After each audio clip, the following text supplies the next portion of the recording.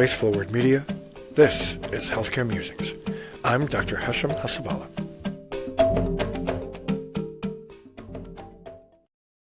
Welcome everybody to Healthcare Musings. So happy to have you with me. I am delighted and honored to have Dr. Eugene Yeh on the show today. This is a day in the life of a teleintensivist. I think there is a lot of misunderstanding of what a telecritical care physician does. There's a perception that there's some doctor in the box somewhere that's just sipping coffee and enjoying life and, not doing anything, not contributing to the care. The literature on telecritical care has been all over the place. There's a recent study that has been published about the VA that showed prolonged telecritical care deployment, as they called it, improved outcomes, but that's at the VA. Dr. Yeh can tell you about the research that he's doing with sound critical care. So I just wanted to have him on the show to kind of describe what it really is like to be a telecritical care specialist. So welcome, Dr. Eugene Yeh. So happy to have you. Thank you so much, Dr. Hasabala. I appreciate it. It's really an honor and privilege to be here. Fan of your work, really. All your podcasts and all the literature that you put out. So I appreciate you having me on your podcast. It's looking forward to this. I joined Sound about 2.5 years ago. To my story, kind of to give you a little background, I graduated Cedars-Sinai, and after that joined a private group, and shortly after moved to Optum, and had a great time there working pulmonary critical care. Great, staff and my colleagues. The opportunity to come to Tele-ICU kind of fell in my lap, to be honest. One of my colleagues had joined the group, and it was a good time for me, having a third boy, which is a lot. And it made sense for me from a family standpoint and work business life. So when I joined, I was a little skeptical because I heard about Tele-ICU 7 years ago when I was kind of interviewing, and they're the bunker model, the one you kind of classic know about, multiple screens, multiple hospitals, a doc in a box, if you will, like you said. So when I came to Tele-ICU here at Sound, the model is completely different. The model is as if you were on the ground, rounding in the ICU, just like what I was doing at Optum. So it was a pleasant surprise and a real life-changing and work experience changing achievement, to be honest. And so definitely proud to be part of this group and can't wait to tell you more about it. Absolutely. So, and you, just for the audience, Dr. Yeh is consistently been cited as one of our best, which is why I wanted to have him on the show. I mean, I really want him to share his secret sauce about what makes him, because he's just universally praised by everywhere we practice. So I want to kind of hinge on that. You said that you were skeptical when you first started. So because I used to work in a bunker telecritical care model, and it was like you said, multiple screens. We're covering literally 50, 100, 150 beds per physician. And there's very little that you could do, and to make a meaningful impact. And we were being paid well, right? And I just didn't know what the value proposition was for the hospital system other than leapfrog compliance. What changed your mind about the model at Sound Critical Care, or what is it about Sound that differentiates it from other telecritical care practices? No, great question. And I got to give kudos to, first, my parents, to be honest. I think, raising kids, the parenting and trying to teach them anything, I got to give my parents a lot of credit for, teaching me some, the morals and values and how to treat people and how to have respect to, your work and also your patients. Second to Cedars-Sinai, I really had a good time there, and I think I learned a lot in terms of clinical practice and how to, act professionally. And our leadership here at Sound is amazing. I mean, Dr. Steve Matchett, Dr. Serge Zanotti, and Dr. Jake Adams. I mean, we have an amazing team that leads the forefront of how they vision Sound physicians in Tele-ICU to be. Really something that really creates this environment that is good. I get a little camera issue, so let me try to adjust that here. Sorry. Okay, there you go. Sorry. Creates this environment that allows better workplace, collaboration, and it's the perfect setting for the model that sound physician has to kind of go into that. We round as if we're rounding here, live in an inpatient ICU.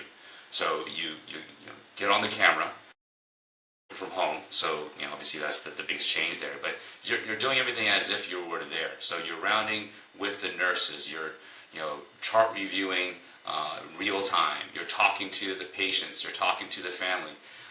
You're collaborating with the entire support team. Physical therapist, pharmacy. Multidisciplinary rounds, as if you were there. And it doesn't feel like you're in a camera a lot of the times, because you're just talking as if you were talking bedside. The difference, obviously, the exam, which the residents or fellows or nurses help you with. Besides that, it just feels like you're there. So to kind of answer your question, how does our sound physician? I think it creates that environment as if you were really there, and it feels as if you're part of that practice, as if you were just on site. And the advantages of having tele-ICU is obviously the efficiency that we have. I mean, with Epic live in our computer, a dual screen, so you have another screen looking at images, reviewing any literature you like to do, literature search you'd like to do, and you're talking to the patient, and then you're putting orders in real time. Different than the bunker mod that you talked about, right? Where you're just, triaging and like you said, like what's the kind of the end goal here? We're just trying to put out fires, right? But here, the end goal is to provide the most professional clinical, experience and medicine you can for the ICU patient. So putting in orders, chart reviewing after rounds, kind of going back, bedside, saying, hey, did my interventions work?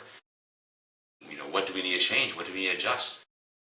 And that's the advantage, I think, that we have here at TeleICU than any other model, I think, that, previously to that. Absolutely, that's great. And so do you feel there's a little bit of an awkwardness on the part of patients or their families when they see a doctor on a screen? Or, I mean, sometimes I kind of feel it's not the same, right? You can't reach out and touch their hand and say, I'm so sorry, or and at the same time, you still can have goals of care conversations, and you can discuss about what they would want to do and code status and all those things. Do you feel that the screen is a barrier, or not really?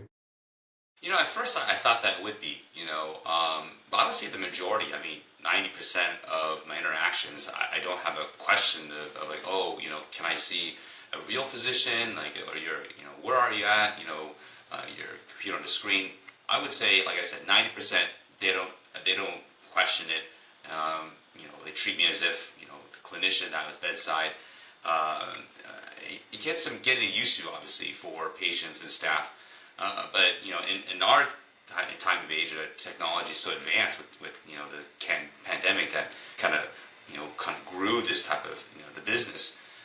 I think it's kind of more commonplace, right? Everyone has AirPods, earpieces, and technology is just leading the forefront of this, and it's a natural progression, especially with AI now. So I think that people are just getting more used to it and understanding that deliver the same quality care, but just from a camera standpoint. The ability of a lot of our cameras is we have the ability to kind of even pan and move the camera and zoom in to sometimes a higher quality than you can, almost like an Iron Man kind of thing, where you can zoom in and have ability to see the telemonitor crystal clean, then zoom out and go talk to the family. So, I imagine in the future with technology getting better, it's going to be even more advanced and potential for a hologram. The sky's the limit, to be honest. So the barriers are a little bit holographic less. projection. I think it'd be amazing. Holographic projection into the room, which would be cool. For sure. I think robotic procedures, maybe, right? Maybe you can do that might necessitate being in a facility, And it's still, I mean, if you can do a robot in the OR, why can't you do a robot across the country, right? Of course, and that's a good thing we want to bring up too. Is we have a team on site to do our procedures. Obviously, you can't do that now. Hopefully, in the future. But our APPs, our residence fellows, our hospitalists, emergency medicine, doing our intubations, our lines, any other procedures, in the ICU. But the technology growing, I think it's definitely within reason that potentially some of these procedures can be done remotely. It's already been done in a surgical suite. The Da Vinci system. So it's definitely possible. Yeah, absolutely. So are you, the way you scale the practice is that you have one physician covering multiple hospitals, and the way the leadership team structures the shift is so that you're not overwhelmed with four super high acuity, super busy units where there's no way you could do that. You could even do that if you were on site at one hospital and you had four people crashing at the same time. You would not be able to do that. And there is a special skill. Tell me if I'm wrong, Dr. Yeh. There is a special skill with having sometimes two or three critically ill patients being critically ill at the same time. Talk to me about that. I think a lot of intensivists, kind of have this built in, right? They have this personality, they're able to do multiple things at once. At home, they're probably doing laundry, they're doing homework with the kids, or making dinner. And so, for us, it's almost like a natural ability in some regards. So this tele-ICU, format, I think works well for our ability and our superpowers, if you will, traits. So, that we build, the hospitals mostly in kind of the rural, urban areas, some, in academic and also available, in the inner city. But targeting these hospitals where they need, some kind of ICU support where they're not able to. So we kind of set up, our shifts based upon, like you said, we're not going to pair multiple hospitals that are high acuity together. So we'll pair, hospitals that have different acuity and, 3 or 4 hospitals at most, maybe, 2, 3, all together, with the coverage for that 12-hour shift to be able to, really see the gambit, of all those type of patients. With our system setup, we're constantly reevaluating if one hospital needs more attention. Do we need to shift things around with our leadership that me and you are heavily involved in? It's an evolving process. I think that we've done a pretty good job in terms of how we try to scale and how we grow with that and make the changes appropriately. These hospitals that they don't see any ICU doctors. Maybe they'll get a locums here and there, but this scarce and to these ICPs, they don't have the opportunity. Multiple together, we're able to see more. And with our multitasking kind of abilities, if you will, it seems seamless. Now, there are some challenges, obviously. You have to have that knack, right, to be able to triage. And that's where it gets, the nuances of the field itself, where, you'll get a call from a nurse, dealing with some kind of unstable patient with ventilatory changes or pressure changes, and all of a sudden you'll get a call about a patient that's decompensating and potential code blue. So you're running code blues, and then 1 minute, and then telling a nurse, hey, you got to hold on, I got to triage, and they'll get back to you in a little bit, and potentially a third side calling. So it does get challenging, and you have to kind of be able to be quick on your feet, adjust things accordingly, put it into the management of what's most important right now. This tele-ICU is almost like an art in that way, where we do this as part of our personalities. We were on site ICU, but here it kind of takes it to the next level, like in a video game. We're at the next level where in terms of how we manage multitasking and triaging. Yeah, absolutely. I think that's a common misconception, is that it's just, you're just sitting and you make some recommendation. And that's how some models are, right? They just make recommendations and then they go away. We're not like that, right? You're managing. You are the manager of the critically ill patient that day or night shift, right? And so, and I think that's that's the challenge that people don't necessarily understand. You know, you definitely hit the nail on that, because there was an article that we reviewed together, the New England Journal, that you know criticized tele-ICU as not having any successful outcomes and net no benefit. And you looked at the article in a little more detail, you realize that what they're providing is completely different than what we were doing. They were just providing some consultation services for a couple hours, maybe a little MDRs, and that's it. There was no real-time ordering. Their consultation recommendations had to be, kind of screened and either implemented or not implemented by the hospice, and that's completely different than what we're doing. We're actually managing the care. We're delivering, the orders, discussing the plan of care with the nursing staff, the leadership, as well as the patient, in real time. So that's what makes it, different completely. Now I'm excited about that, new article that just came out, by the VA, a pretty long-term study that shows, the clinical improvement in ICU length of stay as well as mortality. I think that hopefully this is a launch pad to show that tele-ICU is the way of the future in a lot of regards. Now, our article that we published at SCM. Yeah, talk to me about the yeah, article no, that you submitted. Oh no, submit with you. You're excellent writing, so I appreciate you. You're like a chat GPT in terms of writing. You're amazing, so I love your writing style. You're too kind. Oh no, it's great, and we collaborate on this pretty quickly. We're excited to submit it to SCM. Hopefully, get approved, or But in that regard, we had a hospital, a rural hospital, that had 2-year data showing improvement in ICU length of stay, ICU readmission rate, and then ventilator days. So we had, really the main kind of crux of ICU outcomes with positive data throughout those in the last 2 years. So we're excited to publish that, submit it, hopefully publish it.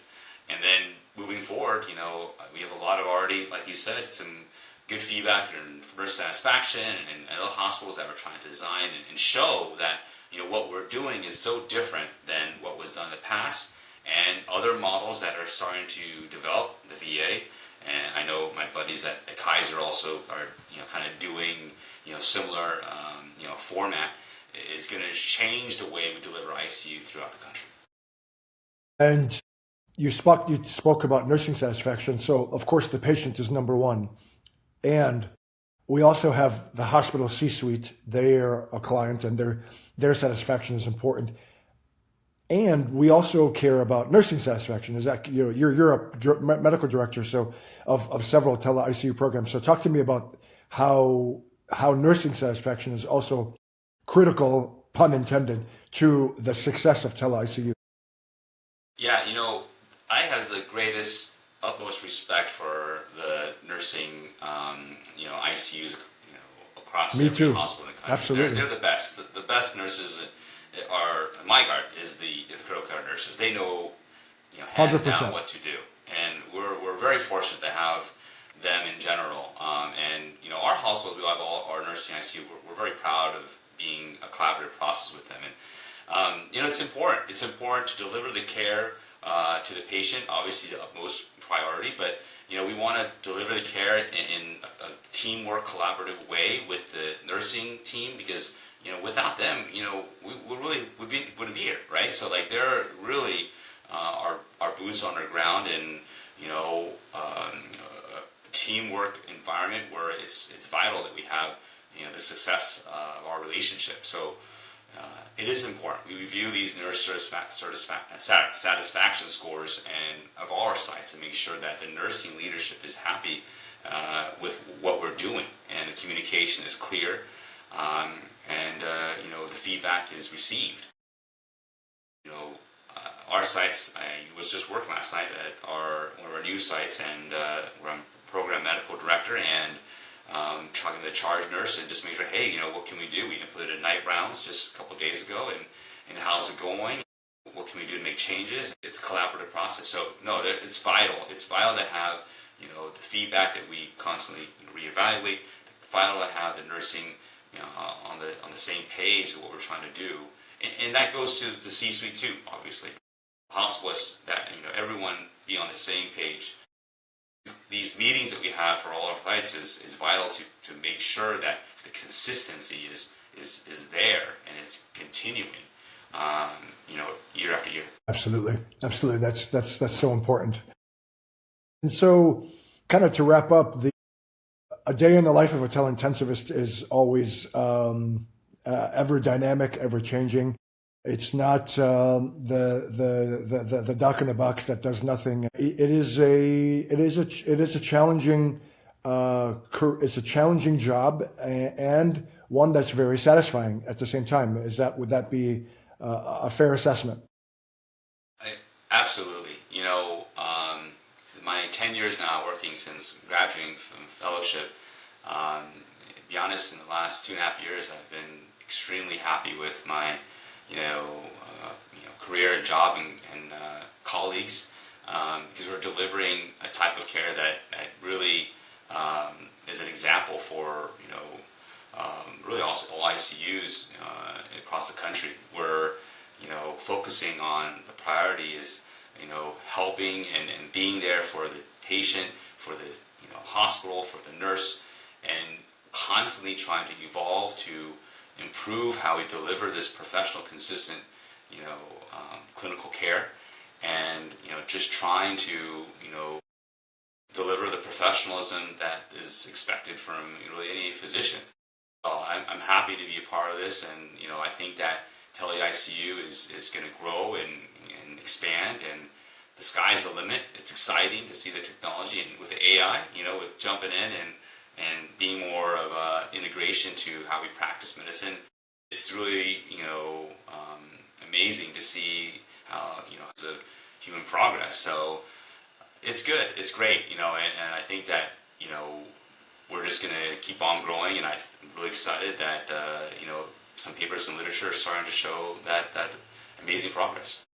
Yeah, and you can also bring care to where it wasn't before. Like we had the case in middle of rural California, where a young man had COVID, ARDS, and was gonna die. And his initial contact with all telecritical care, with all critical care, was remote, was telecritical care.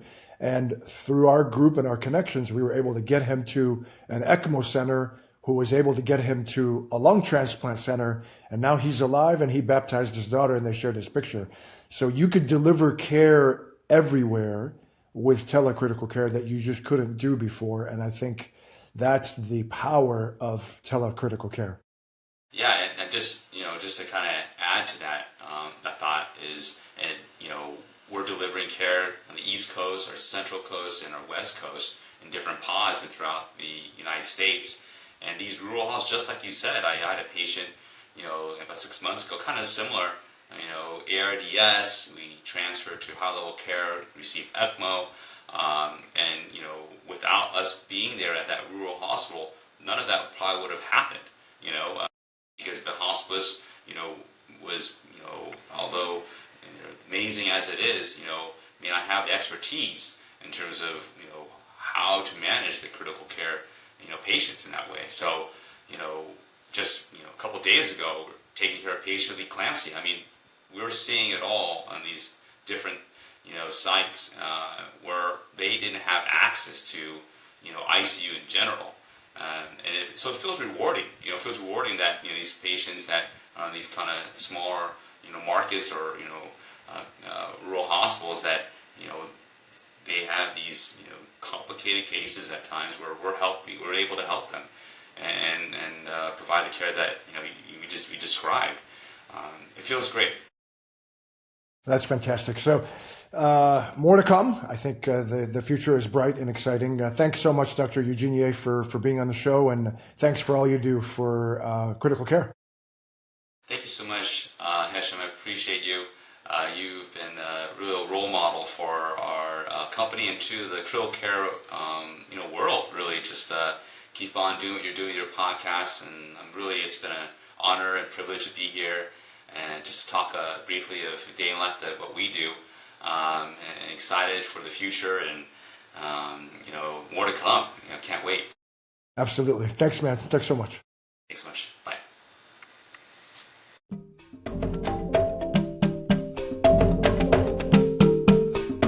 Thank you for listening. Sign up at healthcaremusings.com to get every episode delivered directly to your email. And please don't forget to leave a 5-star review. Thank you so much.